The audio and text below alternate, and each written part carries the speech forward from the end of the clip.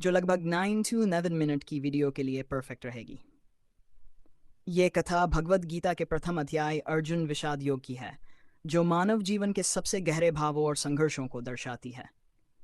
ये केवल एक युद्ध की कहानी नहीं है, बल्कि यह उस क्षण की कहानी है जब एक महान योद्धा अपने ही मन के सामने हार मानने लगता है। ये दृश्य घटित होता है पवित्र भूमि कुरुक्षेत्र पर, जहां धर्म और अधर्म के बीच निर्णायक युद्ध होने वाला है। कौरवों के अंधे राजा धृतराष्ट्र अपने सारथी संजय से पूछते हैं, हे संजय, धर्मभूमि कुरुक्षेत्र में एकत्र होकर युद्ध की इच्छा रखने वाले मेरे पुत्र और पांडु के पुत्र क्या कर रहे हैं? यह प्रश्न केवल युद्ध की स्थिति जानने के लिए नहीं था, बल्कि इसमें उनके मन की चिंता और असुरक्षा भी छिपी हुई थी।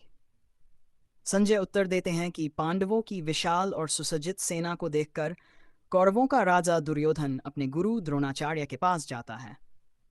वह चतुराई से अपनी बात रखते हुए पांडवों की शक्ति का वर्णन करता है और साथ ही अपनी सेना के महान योद्धाओं भीष्म, कर्ण, कृपाचार्य, अश्वत्थामा का उल्लेख करके ये दिखाने की कोशिश करता है कि उसकी सेना भी किसी से कम नहीं है। इसके बाद दोनों सेनाओं के बीच शंखनाद होता है। वह ध्वनि इतनी प्रचंड होती है कि मानो आकाश और पृथ्वी दोनों कांप उठते हैं। पांडवों की ओर से श्री कृष्ण और अर्जुन अपने दिव्य शंख बजाते हैं। यह शंखनाद केवल युद्ध की घोषणा नहीं, बल्कि धर्म की आवाज का प्रतीक भी है। तभी अर्जुन अपने सारथी श्री कृष्ण से कहते हैं, हे माधव, मेरा रथ दोनों सेनाओं के बीच ले चलो, ताकि मैं देख सकूं कि मुझे किन किन लोगों से युद्ध करना है। श्री कृष्ण उनकी आज्ञा का पालन करते हैं और रथ को ठीक बीच में ले जाकर खड़ा कर देते हैं, जहां से अर्जुन दोनों पक्षों के योद्धाओं को स्पष्ट रूप से देख सकते हैं। जब अर्जुन अपने सामने खड़े योद्धाओं को देखते हैं, तो उनका हृदय विचलित हो उठता है। वे देखते हैं कि वहां उनके पितामह भीष्म हैं, गुरु द्रोणाचार्य हैं, भाई बांधव हैं, मित्र हैं और रिश्तेदार हैं। यह दृश्य देखकर अर्जुन का मन करुणा से भर जाता है। उनका शरीर कांपने लगता है, मुंह सूख जाता है और उनके हाथों से गांडीव धनुष ढीला पड़ने लगता है। अर्जुन कहते हैं, हे कृष्ण, इन अपने ही लोगों को मारकर मुझे क्या सुख मिलेगा? मैं न तो विजय चाहता हूं, न ही राज्य और न ही सुख। जिनके लिए हम ये सब चाहते हैं, वे ही हमारे सामने खड़े हैं।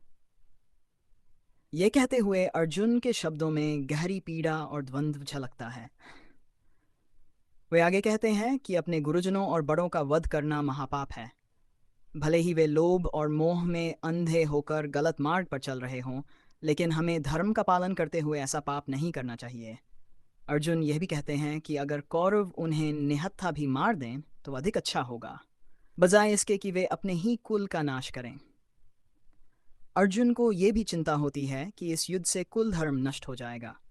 वे कहते हैं कि जब परिवार का नाश होता है तो उसके साथ साथ उसकी परंपराएं, संस्कार और धर्म भी नष्ट हो जाते हैं। इससे समाज में अधर्म फैलता है और अराजकता बढ़ती है। वे बताते हैं कि जब कुल धर्म नष्ट होता है तो सत्यों में पतन होता है और इससे वर्णसंकर उत्पन्न होते हैं, जो समाज की स्थिरता को खत्म कर देते हैं। ऐसे पापों के कारण न केवल वर्तमान पीढ़ी, बल्कि उनके पूर्वज भी कष्ट पाते हैं। इन सब विचारों से अर्जुन का मन पूरी तरह भ्रमित हो जाता है। वे अपने कर्तव्य और भावनाओं के बीच फंस जाते हैं। एक ओर उनका क्षत्रिय धर्म है, जो उन्हें युद्ध करने के लिए प्रेरित करता है, और दूसरी ओर उनका हृदय है, जो उन्हें अपने ही लोगों के विरुद्ध खड़े होने से रोकता है। अंततः अर्जुन कहते हैं, मैं इस युद्ध को नहीं लड़ूंगा। इतना कहकर वे अपना गांडीव धनुष और बाण त्याग देते हैं और रथ में बैठ जाते हैं। उनका मन शोक और दुख से भर जाता है और वे पूरी तरह निराश हो जाते हैं। यही वह क्षण है जहां से भगवद गीता का दिव्य ज्ञान आरंभ होता है। अर्जुन का ये विषाद ही वह कारण बनता है जिसके चलते श्री कृष्ण उन्हें जीवन, आत्मा, कर्म और धर्म का गहन ज्ञान देते हैं।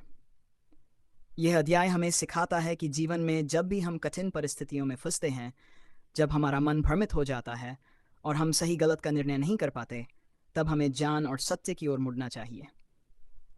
अर्जुन की तरह हर इंसान के जीवन में एक ऐसा क्षण आता है जब उसे अपने अंदर के संघर्ष से लड़ना पड़ता है, और वही क्षण उसके जीवन की दिशा बदल देता है।